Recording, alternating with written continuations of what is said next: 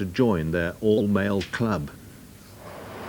Nothing doing on the field at Lord's today, but plenty off it as MCC members arrived to vote on whether to end 200 years of tradition by allowing women to join as either full or honorary members and gain access, at last, to the pavilion, that fortress of male exclusivity.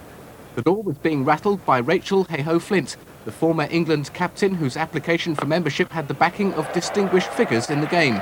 The prospects of succeeding, though, didn't look good. I think they're very beautiful and very lovely, but I'm not sure that we're quite ready for it yet. Then, the result. The proposals for full and honorary membership had both been lost. Well, the word chauvinist was mentioned at the AGM, I'll have to admit. But I think I could just say that there are members' areas in the ground other than the pavilion, which ladies can go into, and lady guests. It is just simply the magic of the pavilion.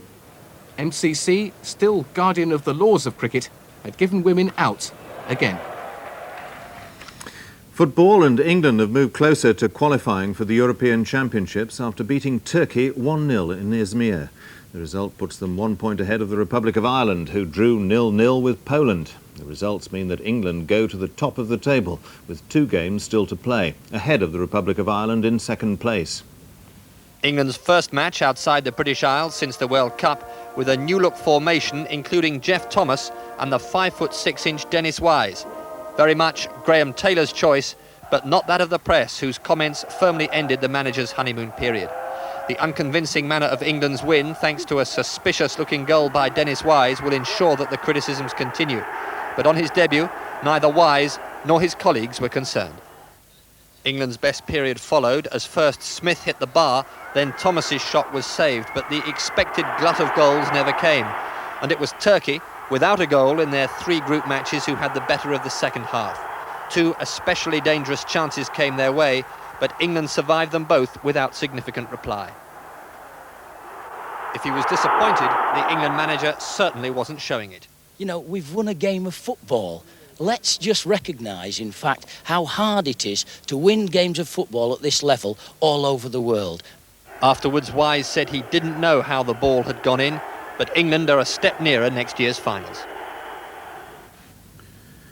And the main news again. Reports tonight say as many as 100,000 people are missing after the cyclone which devastated Bangladesh.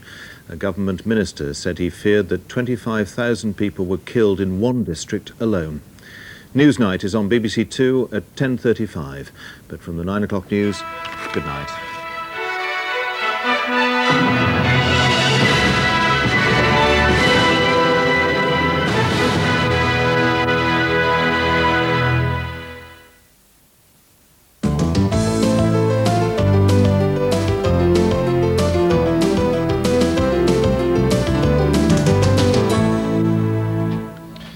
Good evening. A 27-year-old man from Moss Side has appeared before Manchester City magistrates on drugs charges. Delroy Brown was arrested on Monday after an incident at a pub on the Alexandra Park estate. He was remanded in custody for a week. Union leaders in Liverpool are taking their battle with the City Council to the High Court. They're seeking a judicial review of nearly 600 compulsory redundancies agreed by the council.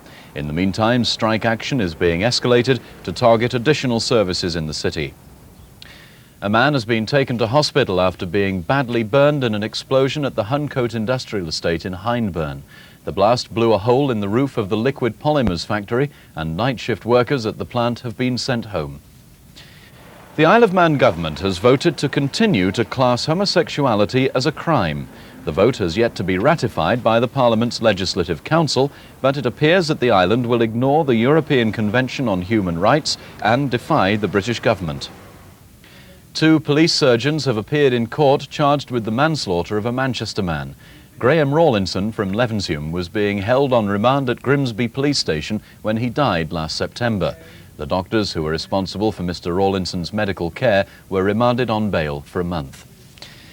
A new operating theatre for animals has opened in Wirral. 1,500 animals a year are treated at the Leahurst Veterinary Field Station near Neston. The development is part of a £1.4 million modernisation programme. The centre is now believed to be the best of its type in the country. That's it from us for now then. Don't forget we have hourly news bulletins for you on your BBC local radio station through until midnight. We're back tomorrow morning with breakfast news and updates throughout the day. Hello. Tomorrow looked ideal for an election. Not great, not good enough to encourage escape, but not bad enough to keep you indoors. The reason? This huge area of high pressure sitting unfortunately to the west of the British Isles. That means cool northerly and sometimes cloudy breezes coming down across the country. But pressure is high. These weather systems will stay weak as they wriggle their way southwards across western parts of Britain during tomorrow. But then this front bringing a little more rain into northwestern parts of Britain, we think, on Friday. But the outlook for the next few days is mainly dry, but often cool and often cloudy. Tonight, still the odd spot of rain in the southeast. Most of Britain dry, a touch of ground frost in the next few hours over southern Scotland and perhaps Northern Ireland. Later on, that clear slot moving southwards, a touch of ground frost developing in central and western parts of England and Wales as well. And a few spots of rain getting into the far northwest of Scotland and Northern Ireland. Inland, temperatures falling to a chilly 1 Celsius, 34 degrees Fahrenheit, a little bit higher round the coasts. Tomorrow, a brighter start than we've had over southern Britain and generally dry. A lot of cloud farther north, a few spots of rain, especially on coasts and hills in North Wales, Northern Ireland and Western Scotland, but most places dry.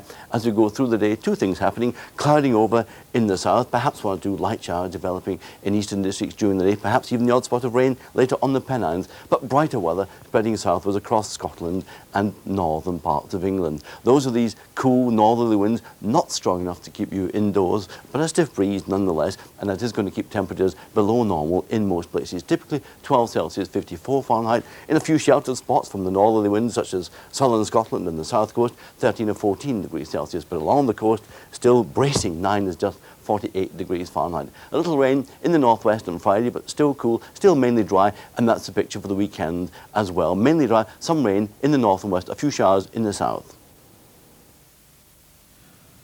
On BBC Two now, there's the final part of the comedy thriller, Sleepers.